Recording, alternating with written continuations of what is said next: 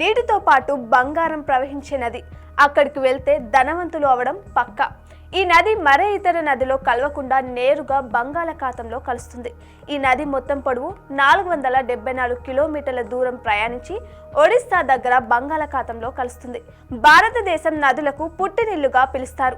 అంతేకాదు, నదిని మన దేశంలో నదిమా తల్లిగా పూజిస్తారు. దేశవ్యాప్తంగా నదులు వాటి ఉపనదులతో కలిపి 400కు పైగా ప్రవహిస్తున్నాయి. ఇకపోతే ఒక్కో నదికి ఒక్కో ప్రత్యేకతతో పాటు ఒక చరిత్ర కూడా ఉంది. అటువంటి ముఖ్యమైన నదులలో స్వర్ణరేఖ నది ఒకటి. దీనినే గోల్డెన్ రివర్ అని కూడా అంటారు. ఈ నదిలో నీళ్లతో పాటు బంగారం కూడా ప్రవహిస్తుందని మీకు తెలుసా? అవును, వినడానికి ఆశ్చర్యంగా ఉన్న ఇది నిజం. భారతదేశంలోని ఈ నదిలో కోట్ల విలువైన బంగారు నిక్షేపాలు ఉన్నాయి.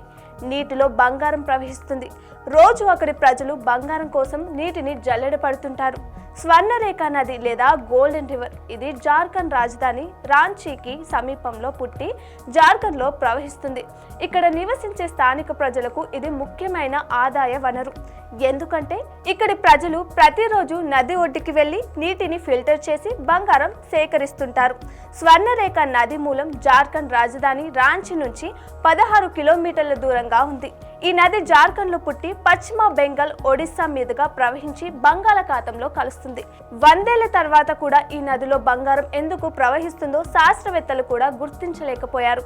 ఈ నదిలోని బంగారం ఎక్కడి నుంచి వస్తుందనేది నేటికి అంతు చిక్కని మిస్టరీగానే మిగిలిందని చెప్తున్నారు శాస్త్రవేత్తలు.